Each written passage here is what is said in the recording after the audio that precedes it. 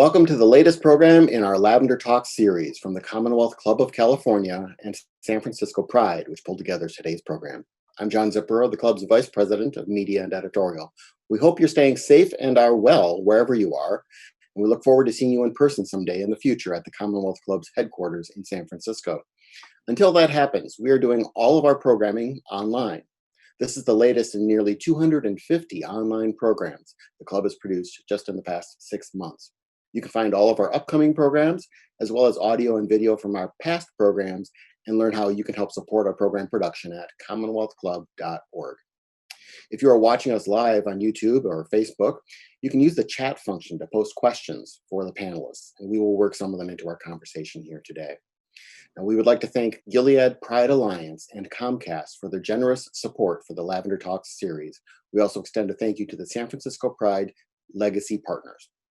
Now, I would like to introduce Michelle Meow. She's a member of the Commonwealth Club Board of Governors, a past board president for SF Pride, and she's the longtime producer and host of The Michelle Meow Show. Good to see you again, Michelle.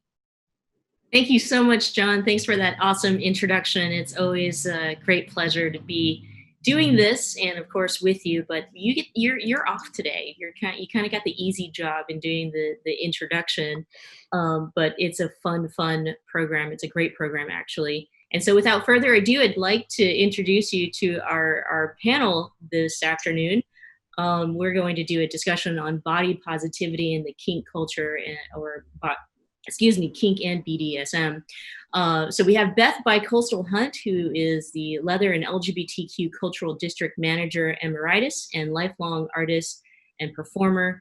Danny Tan Nguyen, who is a writer, a Lambda Literary and Ragdale Foundation Kuhneman Fellow, and also a columnist for Recon. And Bianca Spencer, Miss Rubber San Francisco 2020, co-founder of the Unruly Social Club and former chairwoman of the Lesbian Sex Mafia. Welcome, everyone. Yay. Thanks for having us. That's awesome. Well, this is such a treat. You know, we're just a few days shy of Folsom Street Fair, and this, I think, is the first time that it's gone all virtual. It's a traditional event here in San Francisco that traditionally draws out over 50,000 people from around the world. And so this weekend virtually will be connected, around the world again, but it will look a little different. So I kind of feel like this is like kicking off Folsom Street Fair with all three of you. So thank you for being here. We'll start with some context for our viewers and listeners who are tuning in. And again, like John said, we want you engaged. So send us some questions and comments for our panel today, and we'll get them to them. We'll get it to them, but the context. So it's believed, at least from a Rolling Stones article that I read earlier this morning, that the queer representation in kink and BDSM culture or subculture kind of grew out after World War II, having this attraction to the uniform, the buzz cut, kind of a look or feel. Yeah, and interestingly, in my reading, there then grew the first ever gay motorcycle club. And I think they were called the Warlocks, the one out in San Francisco. And the first, I guess, gay club that catered to the leather community was called the Gold Coast in Chicago, which then became the birthplace of International Mr. Leather Conference in the late 70s. And so I give this context to give you some idea of the masculine representation in BDSM kink culture, and it has since evolved in the last couple of decades to, I would say, be much more inclusive. And that is because and due to the hard work of our incredible community. And so let's start from there. Let's start from each of you and kind of your understanding, what your recollection, your knowledge is of queer representation and the history of it in BDSM and kink culture. We'll start with Beth. I knew I was going to go first. There's a very heavy masculine overtone to leather as it's known in pop culture, right? Even if you see it in 50 Shades of Grey and all that stuff, right? That we pretty much hate in our scene. There's this overtone of masculinity, but it's actually like a incorrect, inaccurate description. For whatever reason, probably because of the patriarchy in our country, males get the spotlight first. But if you ask folks like Gail Rubin and our senior dykes, they definitely will say that women have been around and doing the leather community just as long, but maybe not as loud about it perhaps, but that is for sure changing. And it's been wonderful to be asked to speak here. And I hope I can represent some folks who identify as big and fat and beautiful, and repping my Italian folks and the East Coast over here. So it's, San Francisco is my home for 15 years, but it is everywhere. And like you said, the birthplace of International Mr. Leather was Chicago. There is in Folsom East, also out here in New York, and all over the world. So the BDSM kink culture and leather bleed together a little bit. There's, some sub communities like we do, but there is a big international representation. And so it's great to have these discussions and kind of take away maybe some stigmatisms or like people who have a wrong idea about our situation because of pop media highlighting not the most accurate aspects. Danny. Hi. You brought up a Rolling Stones interview or article that was put out recently. I do want to encourage folks. There is a lot of kind of misperception and also romantic myth making around the origins of leather and its connection to, say, masculine subcultures such as post-World War II paramilitary uniforms, plus sign the road dog biker, plus sign the cowboy, as kind of icons within American representation of masculinity and how that's influenced the Leatherman or leather culture. Some of that myth can also be debunked or affirmed in a recent presentation that my club, Onyx Northwest, recently did this past weekend. Actually, we had Gail Rubin, who is one of the foremost academics writing about leather culture and doing research, particularly around BDSM leather queerness. And so I do encourage folks, if you are interested in learning about that history and having it based in data and research, please check out Onyx Northwest online. That recording is available both on YouTube and on Facebook Live. So check that out. But the question that you were asking is how has things evolved? I think one thing that I'm thinking about in terms of masculinity and the centering of that and how it's changed and shifted over time is recently Judith Butler actually just recently did an interview. You can probably find this online, but she's being asked about what is your take on TERF culture, trans exclusionary, radical feminists, and the pushback against trans inclusivity within radical feminism. And she says that, well, gender has always been a social construct and it's constantly changing. And I think that one thing that for me is really important, particularly as somebody who I identify as masculine passing. I'm non-binary and, fluid in terms of my gender representation. But that being said, I think there's something to be said about how back in the day, especially in post-World War II culture, when queer men were having to survive using masculinity and masculine passingness to cultivate power or respectability, that was something that was necessary for survival back then. And we're not in the same place anymore. We are in a place in which we are questioning gender and we're questioning and challenging aspects of patriarchy in terms of maleness as well as femaleness and non-binary folks. And so I think there's something to be said about the evolution of gender also being part of what it means to evolve in terms of BDSM practitioners. Thank you, Danny. And Bianca. Well, I think a lot of us got to know the leather culture through one of the most popular artists that there is, Tom of Finland. And Tom of Finland had millions and millions of fans all over the world, and there were people who were just oozing masculinity, right? They were just like the rippled muscles, the T-shaped body. It was just completely masculine. But we keep forgetting to mention the International Miss Leather competition in San Jose. And they have been around, we have been around for over 30 years. I'm actually one of the producers of the Miss International Miss Leather competition and boot black competition weekend. So they've been around for just as long as the men have, but I agree with Beth. I think that our history and our roles, and even just femme people and femme roles within the history of BDSM, have completely been men washed in the patriarchy and all those horrible things that we hate to talk about. But it feels like we have always been here. I'm the former chairwoman of LSM, Lesbian Sex Mafia. We are the oldest women's BDSM continuously running group in the country, if not the world. And we've been around for over 30 plus years. I think that the hanky code and the leather jackets and the Levi look, I think it's really sexy, and I think that's why people identify so much with it. But I think it also completely makes people who identify as femme or wear heels or do other things like that, I think it really just makes them invisible, because everyone wants the sexiness that they see on TV and the sexiness that has been given to us in media and in Hollywood and all of those other things.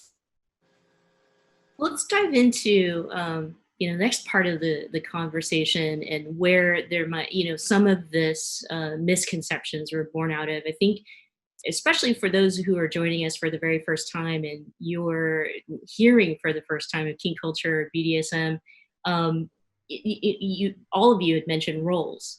And I think for some folks, like when we think about roles in kink culture, especially if, Danny, you'd brought up earlier before the program started, someone being dominant or submissive, these roles in kink sometimes could then be misunderstood as if, top is more masculine or bottoms are not, or it's still focused on the binary, I guess, if you were to read this stuff in mainstream, or to Beth's point, watch things like 50 Shades of Grey. And so if you all could, start the discussion in talking about specific roles and explaining that a little bit before we get into addressing issues within kink culture and representation, that would be great. We'll start with Danny. Oh man, okay. I think for the uninitiated, binaries exist heavily, but that's also because it's influenced from like heterosexist culture. I think for a lot of folks, particularly within at least the sub communities that I'm active in, particularly in the queer BDSM world and leather world, is we understand and have been interrogating for a very long time. Those of us who are like experienced players, we try to shrug some of that off. I think that like those of us who have worked through our heterosexism or continuously work on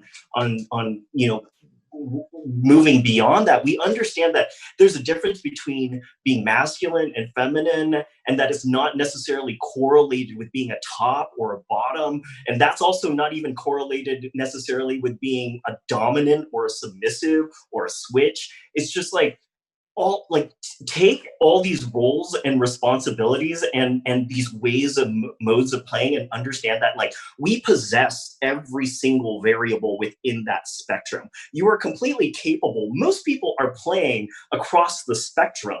Some people lean more into one side or the other, but that doesn't mean that like we exist within those binaries. So I think that's one of the things that I at least appreciate within the active players that I engage with and the sub communities I choose to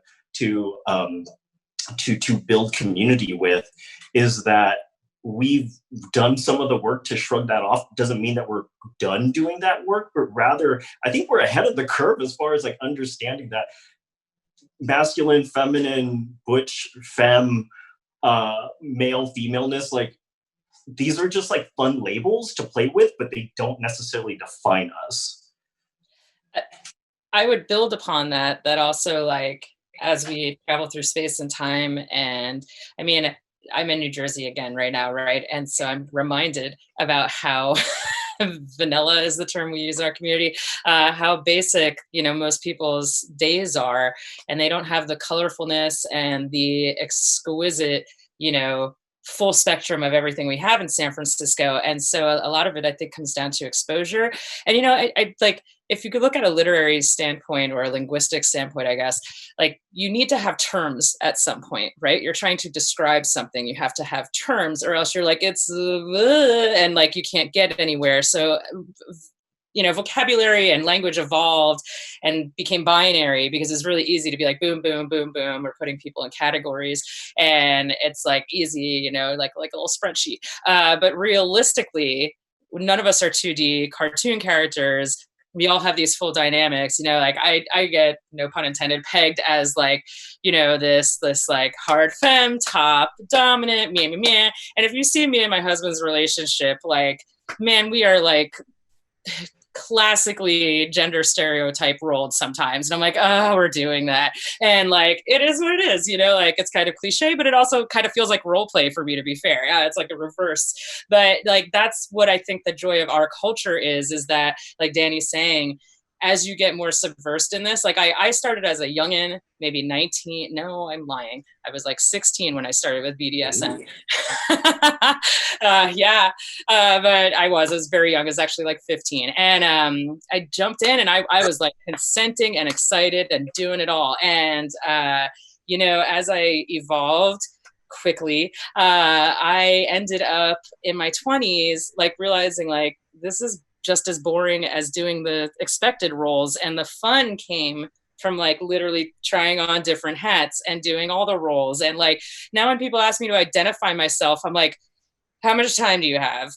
And maybe I can give you a different version on Tuesday, because it changes. And I think that's what's like wonderful about our culture as we are moving through time and space together, is that we're coming back to this amorphous phase where like binaries aren't really sticking. And to the point of today's lecture, after we talk a little more with roles with Bianca, I think body types is right in that also. Like, trying to classify body types is right up this alley too. So I don't want to keep going on that tangent, but Bianca, I know you've got some interesting comments, I'm sure. I do, because I am a Black woman, and I am a feminine Black woman. And as a feminine Black woman, I am seen usually one of two ways.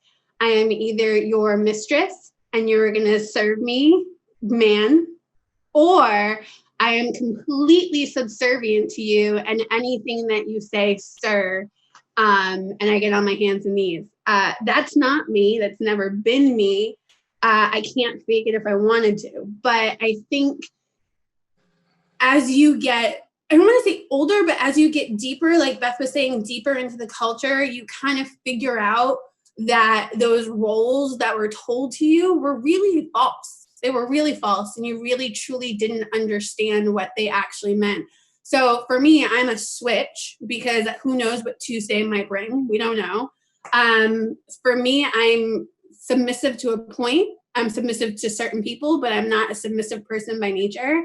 In my work life, I am a powerhouse saleswoman. I make it happen. I have $1 million accounts. And then at home, sometimes I just need to put that power woman to the side and just be who I am. I think our roles in the binary kind of do change based on our day. Tomorrow I might want to top somebody, or maybe I want you to be at my feet and serve me, young man. But most days that's not who I am, and I'm not into those stereotypes. But I think it's as you get deeper and further and figure out where you stand and where your kinks are, that's when you're able to truly figure out where you belong on the scales. We're already starting to get some questions from the audience, and so I'll go ahead and interrupt myself and ask a question, because it leads also to what we're going to talk about, body positivity, and sizes, all sizes is kink, or kink culture, kink communities, a safe place for all people, all sizes. We'll get to that. But here's a question for Beth. Beth mentioned the opportunity to respond to some popular misconceptions of leather culture. What are some of those myths and how does she respond to them? Meaning like my 50 Shades of Grey reference? I'm I guessing. think so. Yeah. I think, like Bianca was saying, these stereotypes of like you're either this or this, and and really that's where fetishizing comes about. A little side note: I have a master's in psychology, and through that 10-year process, I obviously focused a lot on kink and BDSM because that was my process. But as I went through that discovery, I found that there's like these fetishizings I feel tend to happen when people shame certain aspects, and then it becomes like something you really want because you're not supposed to have it. And just one theory, but there's these pigeonholings and these stereotypings and these making it like 2D character cutouts. When I was doing sex work for a while, I, for the most part, 99% of the time was whipping, flogging, here, be my ashtray, wear a maid's costume, clean my apartment. My favorite was humiliation play, and ironically, my husband hates it. But it's so I know Danny getting a little hot, but that was what I was really great at. That was a really fun role to play. But like Bianca was saying, it's not realistically who I am every day. That'd be exhausting. That's why I get paid to do that. So, and that role is fun. And I think that my idea when I was studying psychology and as I get back finally into writing and discussing things with people and being a more active part of this community is highlighting like the fun aspect. Like there's a reason why people role play is so in our community. It's a thing, it's a tool, it's something that we can use to express ourselves, to work through things, to just straight up have a good time, to get to know people, explore all of your rainbow and spectrum. I think when we see the cartoon characters, the Tom of Finland, the movie representations, it's like a comic book. I mean, that's a reference I constantly use, is just feeling like you're a 2D cartoon character. Like when I got the honor of being on the Folsom poster a couple of years ago, and all glammed up, and when I went through the fair that year, like multiple people really expected me to be somebody different than I am. And I think it's because of that, because we do these descriptives and put people in these boxes. So I think that's how I want to answer that question, is that just like realize that those representations in pop media aren't the full story. It's just a fun highlighting. Danny, are you trying to? Yeah, could I add to that? I do. love the comic book analogy simply because the way, and I've written about this before, but I like to say that like leather and drag are two sides of the same coin. Traditionally, we've adopted this attitude that like leather is an amplification of masculinity, or it can be. And likewise with like, say, drag, especially with drag queens, traditional drag queenism is, the amplification and the performance of femininity, often for entertainment or ironic or performative purposes, right? And then likewise with like leather, it's like, oh, I'm gonna like butch myself up, or I'm gonna hyper feminize like the power of myself by putting myself in gear, and all of a sudden it's just like I'm this amplified version of it. Like flying. Yeah, and I mean, it's fun to step into that, right? Like there's a reason why most people love Halloween or costume parties, because there's fun about stepping out of your day-to-day and being something that's attracted to you. You're attracted to things for a reason. It's something you need in your life more than most times. And so go there with us and have a good mentor while you do it, which is why we have programs like that in our community and resources, because if you get with the wrong folks, it can be really scary. So while we're saying this whole like exploratory, statements about BDSM, it is intense at times. So, having someone you can trust and go through those things, having a good sex worker is actually a huge plus in your life. And, there's safe places that we can probably reference for you later if you want. But anyway, I hope I answered what they were looking for. If not, there you go. Ask again if Beth Yeah. Didn't answer Clarify, your question. I think you did. I think you did. Well, let's talk about, safety and inclusion of everyone, in kink culture. This is my own impression, but then again, I'm not very active in the kink and BDSM community. So you'll be the ones to tell us, but it's my impression, especially when I am out there, Folsom Street Fair or any of the leather events, that it's pretty inclusive, it's pretty diverse, and at least with the history of kink culture and LGBTQI folks, and I should say LGBTQI plus, there is at least an opportunity of consent and safety, and communication in terms of well, like all of you have been saying for the first half hour. But I'd love to hear your thoughts to expand on that. I mean, there's a reason why we're talking, the title is body positivity and what your experiences may have been in kink culture and BDSM. So we'll begin with Bianca. So I think there needs to be a very clear understanding that there's two different types of community within the leather community. There's the queer leather community and there's the men's leather community. The queer leather community is the community that I am a part of. It's where my club is from, Unruly Social Club. We made our own space. It is diverse. The community is diverse in terms of, yes, on the rainbow spectrum, we are all equally available and identified. But on the color spectrum, it's not necessarily the same thing. And so there's a lot of very small pockets for people who are not white. So I think that's something that we really do need to call out, and we need to make aware that there's very small space no matter where you are if you're a person of color. Now, that being said, the queer community is super big on consent. The queer community polices themselves. We call out violators. We call out, there's bad people where whatever you do, wherever you're doing it. And we're just in a hypersexualized space. So we're going to have just as many bad folks as you have in real life, but we're going to find them faster because unfortunately, this is how we find them.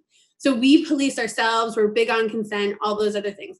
The men's community has a very different culture than the queer community. When I go to men's events, my consent is violated almost regularly. When I go to men's events, there are more times than often not that someone has to come to my defense because someone touched me, someone grabbed me, someone made a statement that they shouldn't have. I was accosted using the bathroom. I've had trans friends who went to conferences and contests who were kicked out of the own events that they were invited to because of the bathroom issues. So I really think as a queer community, yes, we are everything that you said. But if we're going to include the gay men in the community, we're not even halfway close to where we need to be. Yeah. May I? I just wanted to affirm what Bianca just shared. I have very kind of similar experiences. And I also am speaking as somebody who, does slipstream between like queer kink spaces and gay cisgender male spaces, which is predominantly very white centric. I mean, all you have to do is take a look at the contest system. All you have to do is take a look at the porns. All you have to do is look at the actual like body count within the circuit parties that are happening at Folsom, at Up Your Alley, at any of the international like queer high holiday like festival weekend, type of stuff. And, it's really interesting because I would agree. I also feel that as somebody who has worked within the public health sector for like over 16 years, and I've done a lot of mental health services within like gay men client base, yeah, I think that there's something to be said about like consent violation, but also like we're also talking about an entire community that has like absolutely atrocious history of sexual assault. A lot of us are, have experienced sexual assault or rape. A lot of us experience, pretty much all gay men have body dysmorphia too. And so sometimes that kind of violence gets perpetrated. And then also our own body dysmorphia issues are getting processed and like pushed onto each other as well. And so that's why you always have like this weird irony of like guys going, must get rid of toxic in community, need a king who can handle. And yet they're like, all right, I'm roided out and here at the circuit party and I only like other white men. Oh my God. I'm going to call myself out on this. Like, as a masculine presenting person, I'm not above the fact that, like, in order for me to have found a certain level of passability within gay male spaces, I had to grow out this beard. I had to start pumping my lifting weights in order to gain a certain passability in terms of like Western white male standards of beauty. Mm. You know, like, and I'm going to quote Bianca's co-founder of the Unruly Social Club, but Girl Complex, when she stepped down from her International Ms. Leather title, one of the things, and I'm not going to be nearly as eloquent as Girl Complex, but she said, as something along the lines of, as a Black queer woman, it is a radical act for me to even exist in front of you right here, owning agency over my sexuality and my body. And likewise, I think there's something to be said about like within like gay male spaces and gay male kink culture, it is a radical act if you're trans, if you're a person of color, if you're femme, or if you are something beyond this like standard of like white masculine representation of what like Western beauty looks like. I also, being white, want to just chime in because it really sucks. I hate being white sometimes because being with white men, man, it's been tough. Like, I feel like I've endured that my whole life, and it is exhausting. And I am proud and happy, and more than no problem, I will do all of that emotional labor, but I'm constantly explaining and educating. The babies, let me tell you, and that does not an age description. You could be 75 and be a child in my eyes about your understanding of your race and where you belong in the world. And there is just not enough time to educate everybody. So I just want to back up Bianca and Danny's statements of the frustrations that one can face in this community, particularly the men's community.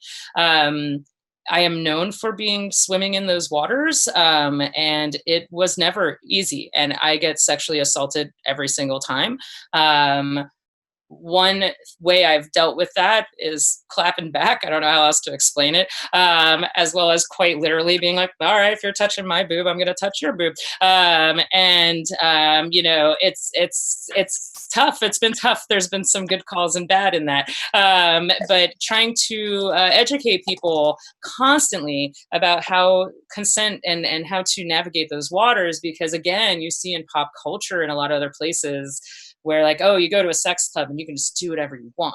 And like, that is not accurate, nor are a lot of our bars and spaces actually sex clubs. They're like social clubs. And that happens a lot. And being a fat femme, it is constantly, I felt like a lot of mommy transference. And also like, the cis, right? I'm a sister. I mean, I have 3 brothers. That's an easy role for me to be in. But like this, oh, that's Beth and she's our kid's sister kind of thing. So we can do whatever we want to her. And, you know, not everyone gets that card. You have to like at least know my real name to get on that list. You know, like it's a small step list, but like, you know, I'm pretty comfortable. But like Danny said, most of us are survivors and it was not an easy road to get here. I have multiple violations in my past, some that people should have had felony offenses for, especially when I was young. But thanks to therapy and a lot of hard self-work over a decade, I'm proud. I have my degree in expressive arts therapy, and obviously I'm a believer in it. And I'm in therapy now as we go through this crisis and pandemic. You have to check in with yourself. And a mental health stigma is a thing, and it's a big thing in our community. So I just wanted to echo what everyone had said, and it's systemic and it bleeds on through. And I'm just thankful that the topics of race and these other hard topics came up today, because it's so intertwined. Like, I'm looking at it, we've been talking for over a half hour and we haven't even really talked fully about body types yet, but Danny started to build on it, of this Western, and actually Bianca used the great references called T-shaped body. And I would say the female equivalent of that is being, you know, a vase, your hourglass, but an hourglass that's like a size 2 somehow. I don't know how that's supposed to happen, because I'm actually an hourglass, but my measurements don't fit into that cute little equation. And, you know, and then like to take on the body type and what that does with roles and stuff, in my experience, like smothering play, it's going to be hard for someone who's a size 2 to be smothering somebody, right? So there is a reason why certain people be attracted to people's body types. And I think that would be, I would love to hear Danny and Bianca's take on what they think they get fetishized for. And personally, as well as, do you see that other places? Because I feel like that's a lot of my journey, is being fetishized for my body, positively and negatively, or I feel about that differently on certain days. And I was just curious how that works for you guys. I think that's a great segue to jump right in, because that was going to be the next question too, staying on, you know, addressing body dysmorphia in the queer kink and leather or BDSM community. So we'll toss it back to Danny and then to Bianca. Keep the conversation going. Oh man, where do we go with this? Wait, can you just repeat this? Do you want me to talk about like body dysmorphia? Do we want to talk about like what Beth just like kind of threw out there with regards to like how our individual experiences around fetishization? Yeah, maybe start with jumping off from Beth, but we looped in, you know, because you had mentioned body dysmorphia as well, and that was going to be my next question. But I think it's all kind of, at some point, we're going to get to all of it in this next half hour. You know, I mean, you know, between fetishes and then fantasizing what like people are supposed to look like or what you're attracted to, and inadvertently, you know, discriminating folks within our own community. But you definitely can start with your own experiences.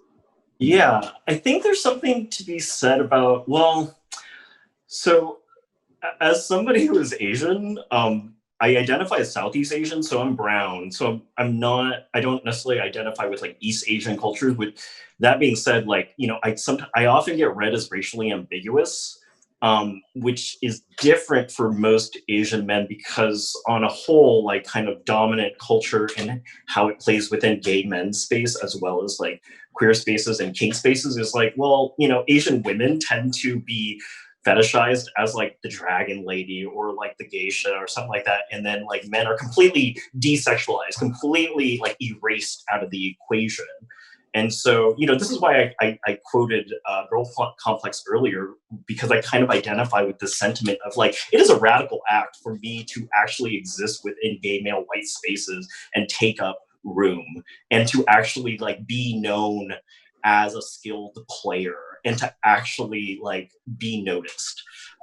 That being said, also like I don't experience the same type of fetishization that maybe some of my East Asian slimmer physiqued, you know, male compatriots do within the Asian American community, trying to navigate either gay or kink spaces. So yeah, like that's, like I said earlier, like I recognize I have a certain level of like passability privilege, right? Like I can grow a beard. I'm very masculine presenting. I happen to play mostly as a dom when it comes to like play spaces. But yeah, like that's the weird thing that I've actually been experiencing lately, especially in terms of my own experiences with body dysmorphia, is my body dysmorphia looks very different now than it did back, you know, when I was younger and when I was like kind of growing up. Example would be, I'm going to actually draw from another like kind of leader within my communities that I really admire, but there's Arya Saeed, who's the executive director of the Compton Transgender Neighborhood Center.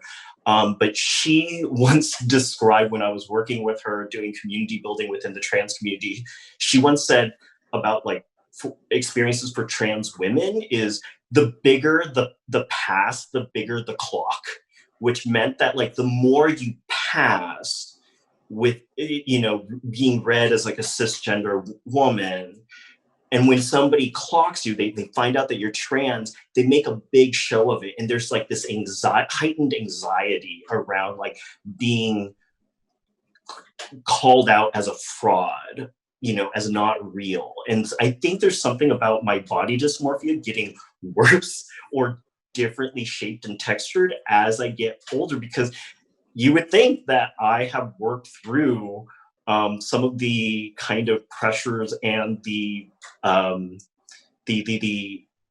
issues of passability within like gay male spaces, of like being accepted as like beautiful or being respected as skilled. But that's not necessarily the case. The more I get older and the more I pass as like having made it, the worse I actually feel. The more I'm just like, I just feel this weird fraud / like imposter syndrome that's constantly hovering around. And I don't know if other people experience that, but that's something that I've been struggling with, especially with the pandemic. So I am in a different position, I think, definitely than Beth and Danny, is that as a Black woman, my body was fetishized to be curvy. And by God, I am. So I have the Coke bottle shape. It has a little more rolls than I'm normally comfortable with. But I feel like as a Black girl growing up, that I knew that I was always going to be thick, right? There was always a look to be thick. You always wanted to have the girl with the big butt, the girl with the big boobs. So for me, I never really experienced like some type of my own body dysmorphia. I've always been happy with my body as it was, whatever size it may be, as small or as large as it may be. But I always loved dressing specifically for my body shape. And when I dress specifically for my body shape, I get the pencil skirts, I get the high heels, I get the low collars, I get, you know, they're very traditional dominatrix look, but I'm just dressing because that's what looks good for me. So I get fetishized as being someone's goddess, because they love to call me someone's goddess. They want me to be their goddess, and they want me to worship at my feet. They want to be, especially white men, love to be the Black goddess's special slave. And that's actually not me at all. It's not something I'm aware of and something I'm comfortable with. But that's one of the things that they love coming after me for. They also love, especially gay men, love my breasts. I have a buxom chest size. And just like Beth says, walking through the bar, I get grabbed all the time. So I get praised for having this curvaceous body type, or to dress in corsets and anything that makes me super femme and even more high femme than I already am. The gay men, especially within the leather community, just fall over it. And I love it sometimes. Most times I love it. Most times, like, if I always, actually Girl Complex told me, if you ever wanted to feel good about what you looked like that day, walk into a gay club. And you will walk out feeling amazing because everyone's going to stop you. Girl, you look good, you look good, you look good. But sometimes it's a little bit too much. And sometimes it's a little bit too, I need to worship. That doesn't work for me. Or if I decide to go low key with my, my Air Force Ones and my latex dresses, which is just really comfortable and nothing else. It's just really comfortable. And my big hoop earrings, then I get fetishized as the girl from around the block who's going to be hood with you and who's going to sit there and do all these, whatever you think stereotypical Black girls do. And then you're going to just expand upon that and then run with that type of fetish. So for me, I can't win no matter which way I dress, no matter what I do. Someone's going to see me as they want to see me. And then just run with it. So my favorite thing is just to do what I want to do. And, if you want to do what you want to do, like I tell, like Beth said, sometimes, it's a pleasant conversation and sometimes it's not, so it's just, that's how I have to deal with it on an everyday basis, which is why I actually fully appreciate queer spaces, because I'm less fetishized, and I really enjoy POC only spaces because my body type comes less into conversation when I'm in like a mixed space or a white space. I'm going to go back to audience questions. Thank you so much for sending the questions in. And so keep sending them. We'll get them to our panel. You've talked today a few times about Western concepts of ideal body types. How are kink BDSM communities different in other countries and societies such as Africa, Asia, South America, and so on? I think it's how your culture accepts bodies. So in certain parts of Africa, if you were actually a skinny woman, you were looked down upon. Whereas in the Western world, I'm supposed to be a size 6 at most, maybe an 8 on my bad day. In different cultures, it's not required for you to be this specific thin, blonde, petite, demure, but stern dominatrix or submissive, or this ultra masculine man. But Danny can speak to the men's portion better than I can. I don't know, because simply I'm not from Asia. I was, I'm American, born and raised and everything. But that being said, I do have some international friends, and I think there's something to be said about, like, particularly when it comes to some of the Asian leathermen that I do know who are in, like, say, hubs where it is a little bit more visible, which is like Taiwan or like parts of Japan or parts of like Thailand.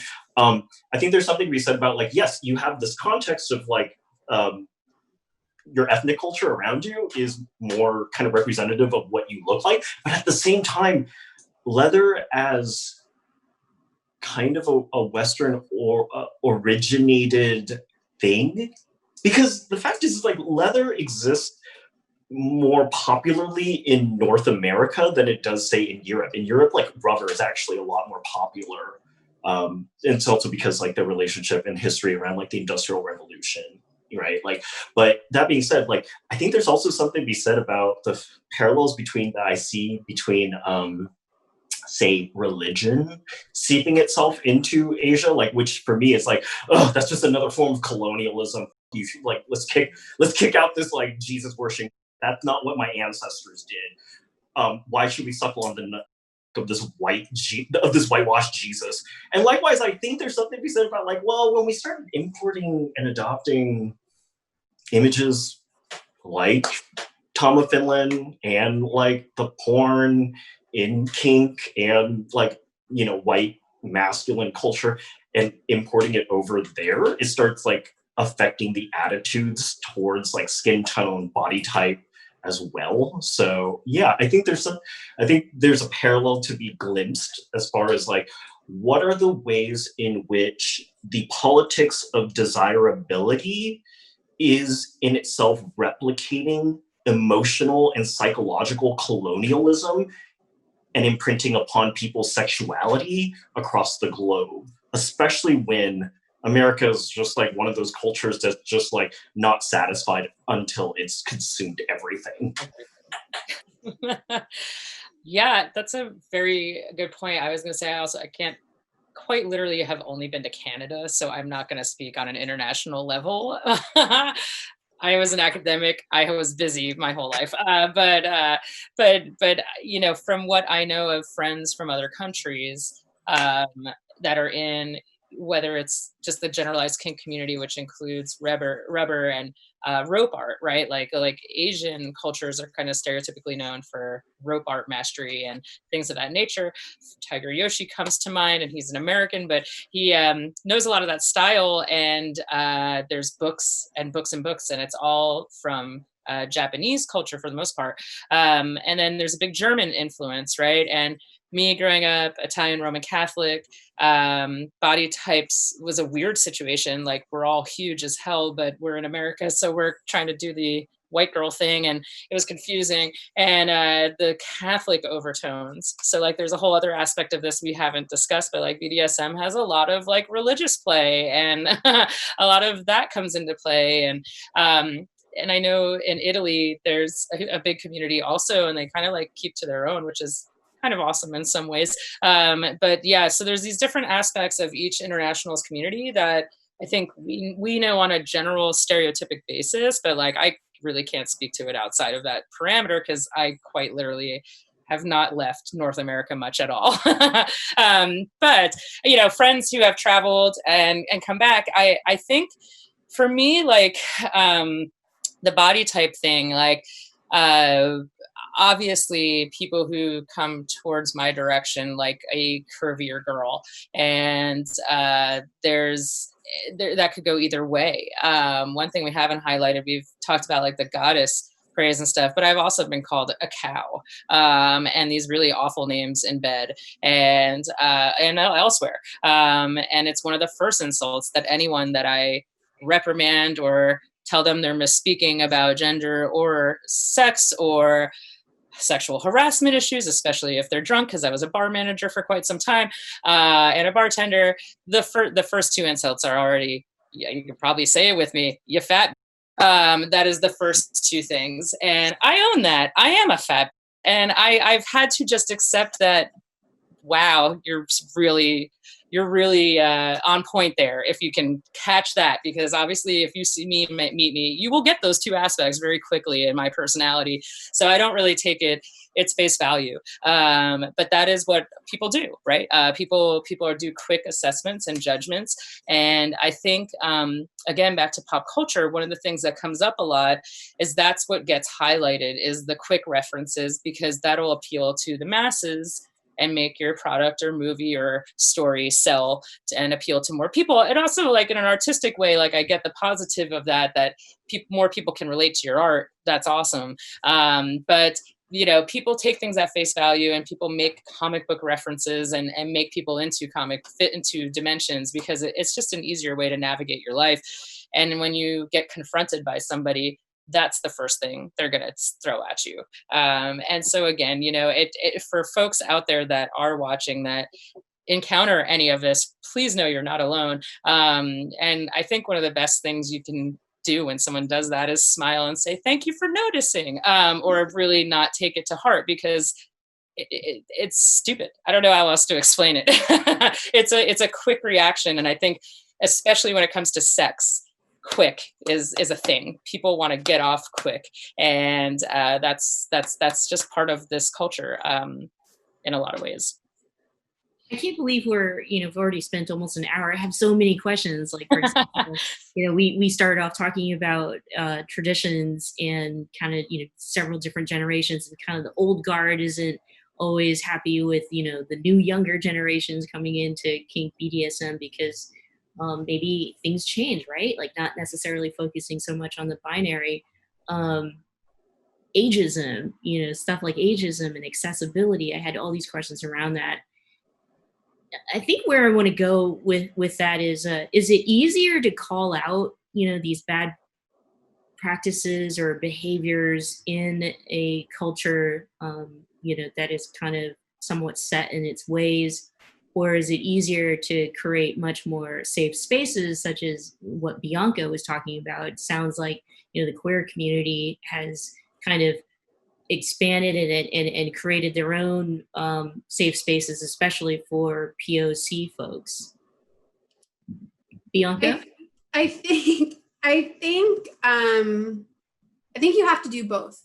I get in trouble a lot for doing both, and I'm happy to do it. But I have a mouth on me, and it doesn't know when to stop. So for me, we created the Unruly Social Club, and the Unruly Social Club is a BIPOC only non-male space. That's that's our space that we could create within the community. That's their space that we created. But I'm still going to walk into the powerhouse in San Francisco and demand that these old guards treat me with a level of respect that I deserve, because I have every right to be there, as much as they do. I have told them that in a speech actually in their bar. I don't think a lot of people are happy about it, but we've been around as long as they have, and I'm going to keep doing it, and I'm going to make spaces, and I'm going to change spaces, because why should I have to find my own? Danny? I think, at least for me, so I'm currently working on a memoir about my experiences growing up within a refugee community, as well as inheriting queer kink culture from survivors of HIV/AIDS. So, on one hand, I have parents who were displaced from the 70s, and then I got like mentors and people who raised me in terms of my sexuality and my identity around like being a gay man who survived HIV/AIDS in the 80s and 90s. And so I think there's something to be said about like there's trauma, particularly for some of these old guard folks who, for the most part, I have a lot of empathy for the fact that like you hobbled across the finish line. You and your ilk like survived a genocide.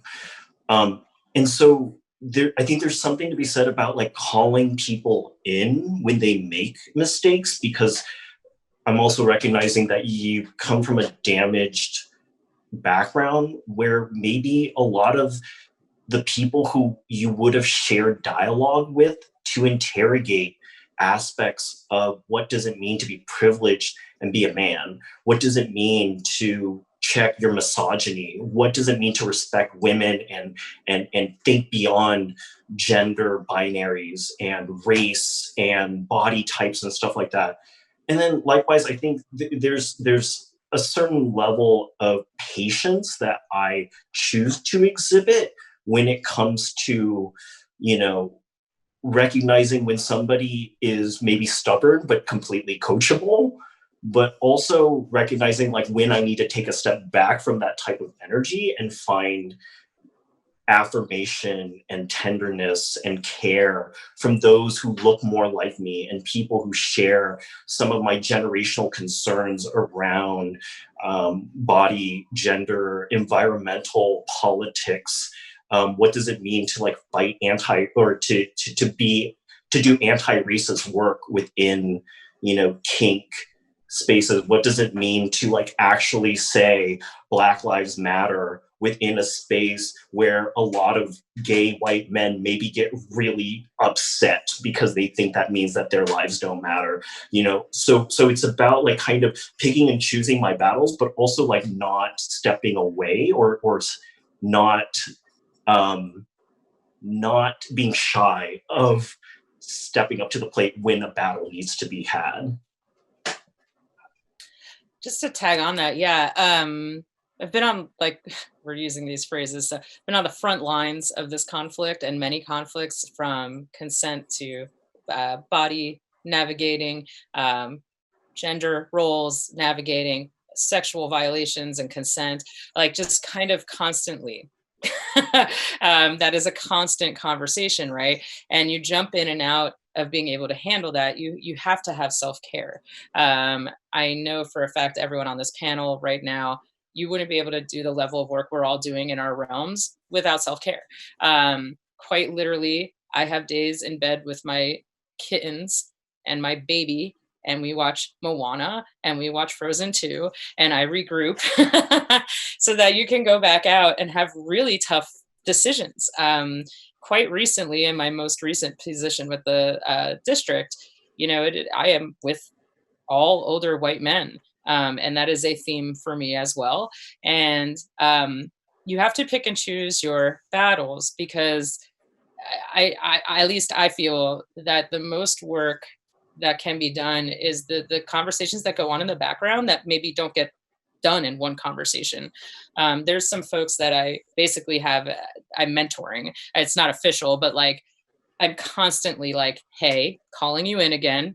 Hey, I saw you doing this. What's going on here? How are you doing today? And I chose to do that, but I figure if everybody of a capacity to do so takes on a few, then that's how the education spreads, right? And if you really invest in somebody and call them in, like Danny used the term, it's one of my new favorites. It's just like time in versus time out for my daughter. Like it's like this new idea of being mindful, and quite literally, I love the term. It's used many times, like the generation of mindfulness. Is a thing we're in right now. It's a revolution, and some people choose to be in part of that discussion and some are not. When it comes to bodies and our topic, in the BDSM culture specifically, I think we keep reverting back to a lot of what the three of us experience in the San Francisco community and the venues we've navigated. But, you know, it could look quite differently in different realms of the world. I'm from New York. Yeah, you're from New York too, that's right. Originally, and it's pretty much the same. Yeah. There's queer culture, there's men culture, men leather culture, and then it's mostly the same issues. I mean, and I've traveled all over the country Right. for, you know, leather events, and it's pretty much the same wherever I've gone. So it's not just San Francisco. Yeah, well then good, then I'm validated, because that's what I imagined, but I didn't want to speak to something I cannot. My experience on the East Coast has been quite limited because I was young and not supposed to be doing things, and then coming back now when it's pandemic and I can't go anywhere. So thank you for that, because that's what I see. I feel like these conversations are happening, and we're doing this today because it needs to happen, and we're going to start a ball rolling. And I hope that folks that have been listening to us have maybe related in some way or feel confronted in some way. Hopefully this was provocative in all its meanings, because going out and getting education or sharing information with people is quite literally how it seeps into like the collective consciousness. And, you know, I hope that as media goes on, the stereotypes that are in pop culture to our cultures, as well as body types and gender roles and everything we've discussed, I hope that it continues to evolve, because I see that happening, like quite literally, as shows get better and better. They're like, I was just watching Ratched on Netflix, and there's lesbian love scenes, and I'm like, yay, because you never see that. So it was very PG, like 13, but I'll take it. So, you know, it's just nice to see these things coming out a little more. And as like, I hope my daughter grows up in a very different, radical, different world than she has been born into. And I think that's what keeps me going and keeps me having these hard conversations. But at this point, a lot of it's behind the scenes. I, for my own safety and sanity, have taken my Facebook in particular presence down a notch. And I think that's okay to do from time to time, but I'm also in the background working on some really hard conversations, as well as putting together some stories finally. So, you know, I think when you're a leader, when we get called a leader in this community, it's because people see you doing that work. So I wanted to thank everyone that's been involved with today, because it's part of that process. So just thank you for doing this. This is amazing. I think Beth just said that we just collectively we just intellectually dominated the audience. So you're welcome out there. First session's free. Hey, thank you, mistress. We have a few or a couple minutes left, but I want to make sure that I ask some questions from the audience before we let you go. So we'll end with that. One person to answer this question: are leather, latex, rubber, craftsfolk designing for diverse bodies? Do you all have issues getting what you need off the rack? Maybe no one should be buying off the rack. Bianca. No one should be buying off the rack. You should find your local women-owned latex, latex in particular. You should find your local women-owned, your local fat-owned, your local black-owned latex designers. They are out there. I buy stuff all the time. If you can't find them, you should contact me and I will find them for you. I cannot find anything that will fit me at any traditional leather store. So everything that I own that's leather or latex, I make customized for me.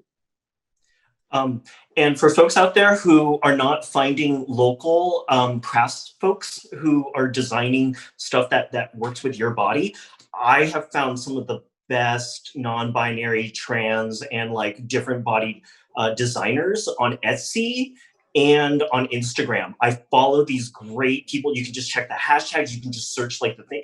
Like some of my most prized like brown leather items have been made by like an East Coast trans male designer who we just worked online, just finding the right measurements for me. So they are out there. Support them. They're doing great work. This audience is awesome. We keep getting questions. No one wants to let you go. I think you're onto something, in that we do need to have these. Maybe we need a 2-hour conversation. I know, right? I wanted to ask this question because it was also one of my questions. But you know, COVID-19 and this pandemic. I mean, how are y'all connecting? How has it been different? Yeah. So while I was managing the district, I at least tried to get, and it's still going. I succeeded at this, but they have a happy hour once a week on Mondays. And they also have erotic storytelling hour every other week. And again, PG-13 style, but it's a way to connect with folks through Zoom. And I know that folks are doing their damnedest to like figure this all out. Like, I have the benefit that I have a live-in partner. So we're going to Atlantic City and have a hotel room for Sunday, and we're going to have our own Folsom. And I feel like we've all kind of branched out and pods. What was the term, Bianca, you were using at the beginning of bubbles or pods? My bubbles. Yeah, I have bubbles of people. I have special bubbles. I use the term germ pod. Yeah, there you go. Yeah, so germ pod is, so I actually have a small germ pod, and that means people who I am in agreement with. I learned this term actually from the Radical Fairy campground up in rural Mendocino. Shout out to Groundswell, just because the residents of the land, they were, they invited me up, and so I got to join their germ pod after I passed a 2-week quarantine period. So now that I'm back in the city, I have a small germ pod of like just a couple of trusted friends.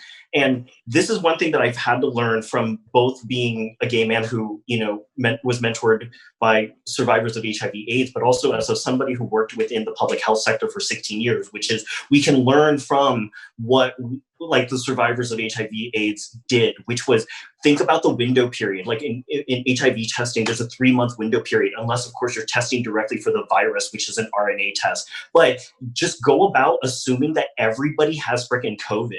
If there's a 2-week window period between infection and or it being asymptomatic or symptomatic and actually passing the virus and therefore not being able to infect other people, just assume that like everybody has it, but have, at least for me, what I've been doing with my germ pod is before we meet up, it's just having an open and honest conversation about going, what have you been up to over the last 2 weeks? Tell me every single detail, including your grocery store visit. Let's have an open conversation about what you're social contact with, even if it's at a distance, even if it's socially distanced. It's like, have you had any sexual contact? Have you had any social contact? Have you been outside of your home quarantining? If so, let's have that conversation and see like, what is my comfort level? Also, on top of that, when was your last COVID test?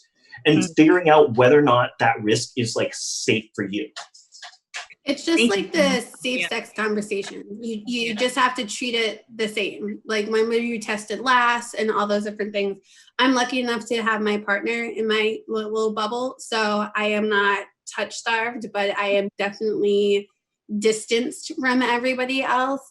I think a lot of groups are doing a lot of things online like we're doing right now. But I also know like large organizations like the Mr. International Rubber is having their whole event online. The International Miss Leather competition is having their whole event online, and they're also doing a telethon online on the 14th. You also have like groups who are doing education like Onyx Northwest, where they are viewing their, they're having panels and people are discussing on panels and they're viewing it for everybody.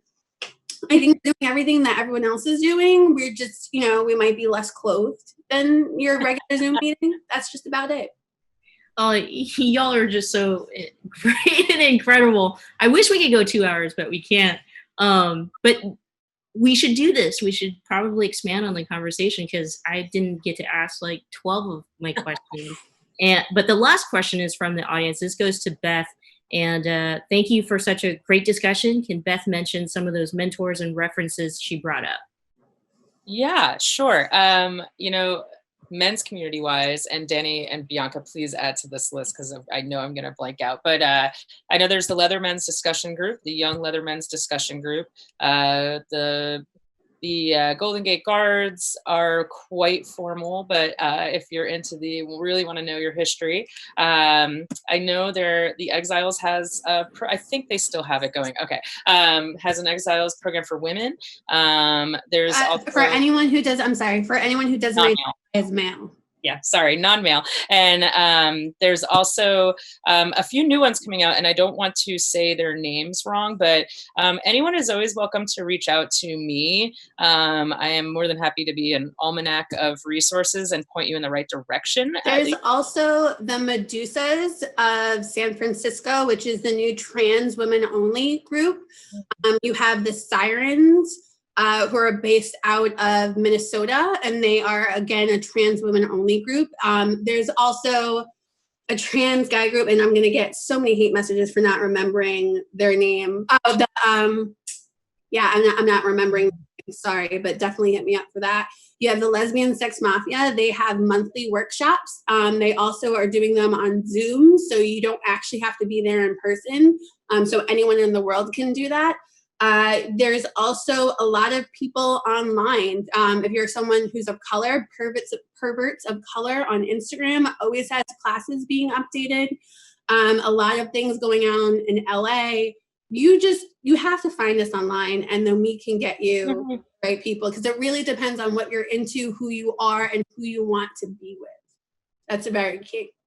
Thank you all so much. Thank you to San Francisco Pride for continuing with their Lavender series and putting these important discussions together, and of course Commonwealth Club for the platform. And thank you all for joining us for this conversation. So if you're doing the Folsom Street Fair first ever virtual celebration, have a good time, and remember all the things that we talked about. Reach out to Beth, reach out to Bianca, reach out to Danny if you need more resources. And we have more programs coming up. If you'd like to see the full program schedule for the Michelle Meow Show program or the Commonwealth Club, head to commonwealthclub.org/online. We will see you next time. Bye.